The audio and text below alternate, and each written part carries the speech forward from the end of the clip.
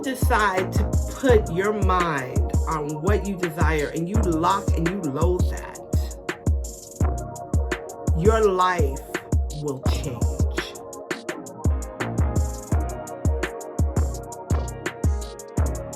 Hey, beautiful ones. I have something that I have to share with you guys. It's my latest find. So if you know anything about me, you know that I love flowers, right? I love greenery, but I also love roses. Look at these. These roses are from Roses Forever in New York. They are 49 vegan, allergen-free roses. They last forever. The name says it all. They last forever. These roses last a whole year and they're beautiful. So usually I go and I buy my flowers every week. I buy roses every week. But since I have found Roses Forever, I just bought one of these. My honey brought me another one for Valentine's Day. But I believe that love should be every single day. You should walk into a room and see these flowers and feel like a goddess. You should do that for yourself. They come in not only 49, but you can just get 4 if you want to. And now with my code Fran25, you get $25 off. So don't delay. Order. Treat yourself. Treat yourself with love because you deserve that. Not just on Valentine's Day, but every single day. Hey there, beautiful ones. Fran here, back with another video. So before we go any further, you guys know the drill. Thank you, thank you, thank you. Thank you for being here. Thank you for subscribing and liking the channel. If you are new here, please make sure that you like, subscribe, comment, and let us know who you are. All right, so I am going to start this video and I am going to start it talking about one thing that I did to change my manifestation mindset so that I could receive the things that I was asking for. Now, you guys know that around here we are raising consciousness and changing mindsets one video at a time. I remember a time in my life when my receiving was really stagnant. And I didn't really understand that doing one thing could change the whole process of my manifestation. And at this time, I thought, well, of course I'm asking, so I'm in the mode of receiving, right? I'm in the place of receiving because I'm open to it and I'm asking for it. But as simple as manifestation is, that is really not the only key. Sometimes we have to shift our perceptions a little bit so that we are in the mode of receiving. And for a lot of us, it's hard to receive. Some of us are really huge givers. I personally was a really huge giver, but I didn't want to really receive anything, not even a compliment sometimes. Sometimes even the compliments was like, okay, thank you, but I should have did this, or, oh, thank you, but I should have did that. I found a way to even rebuttal, okay, the compliments that people gave me because I was not open to receiving. My mindset said it's better to give. It is better to give than to receive. And not allowing your blessings and your manifestations and the things that you're asking for to come forth is really a very simple, like, click. You know what I'm saying? Like, it's like a turn of the knob. And we sometimes have that mindset so blocked off to receiving that we're not even allowing anything to come.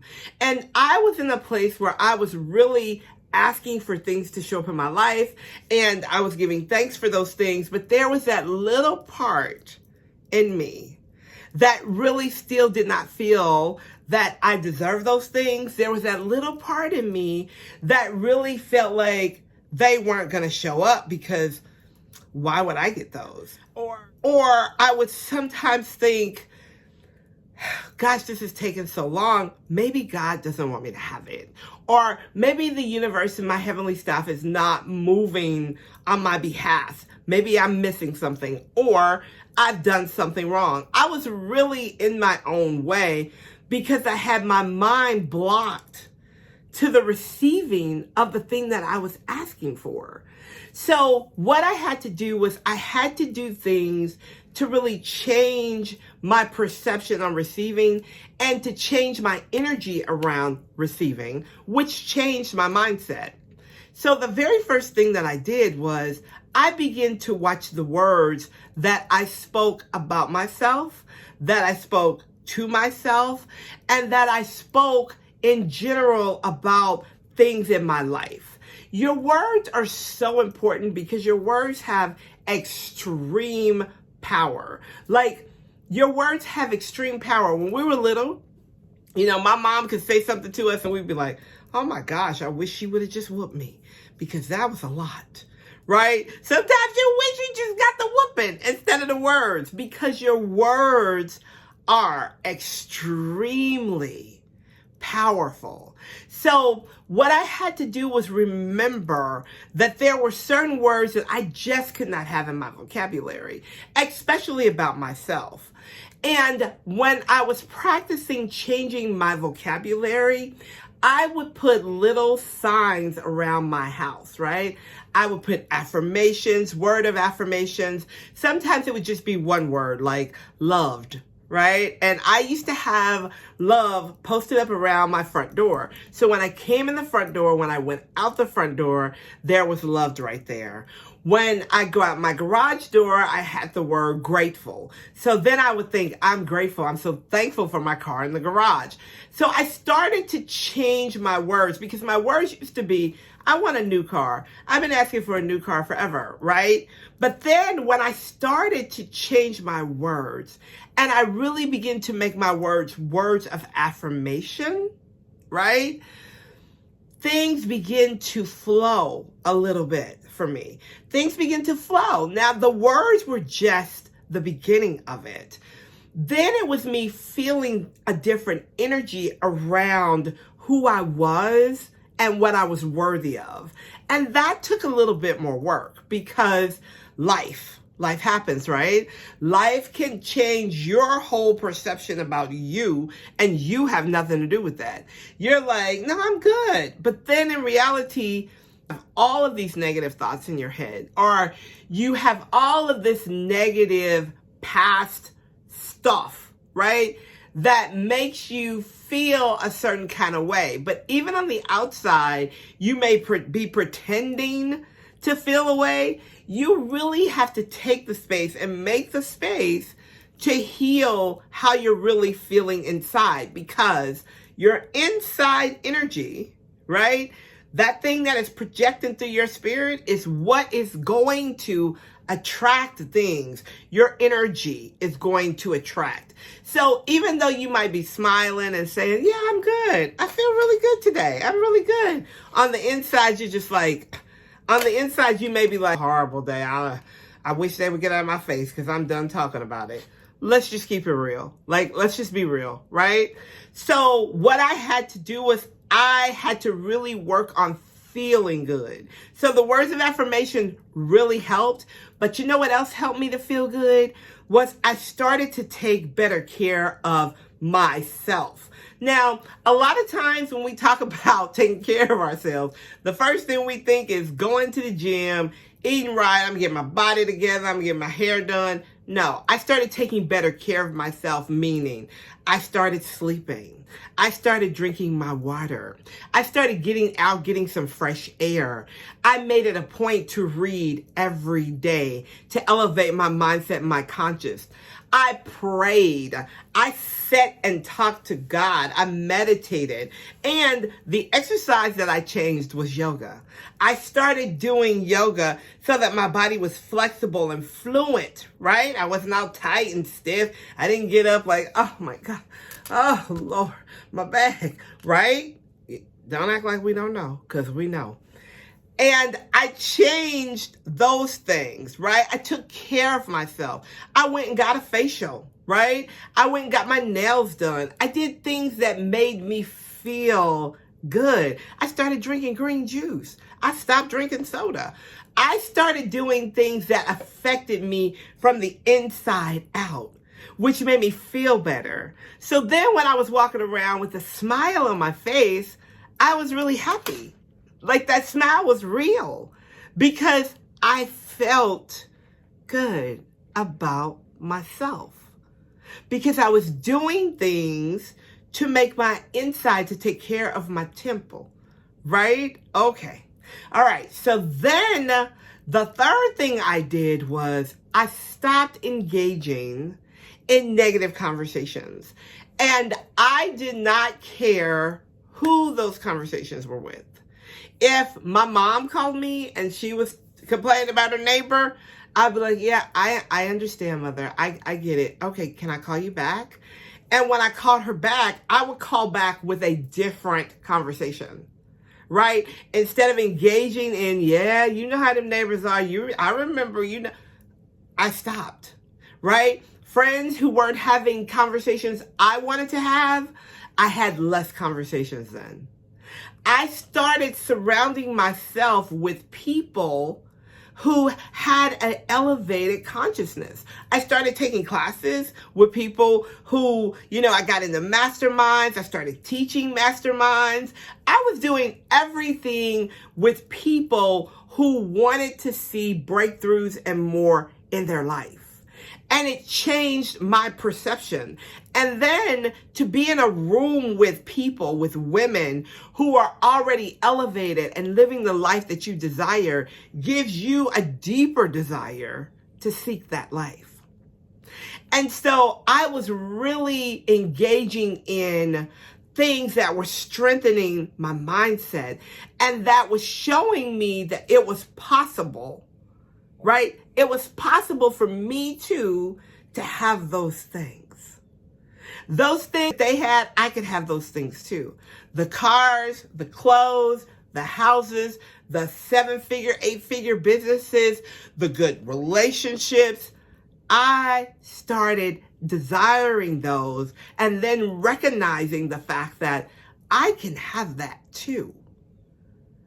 And when you do things like that, that encourage you, your mindset begins to change. Because instead of reaching for a negative thought, I began to reach for higher thoughts.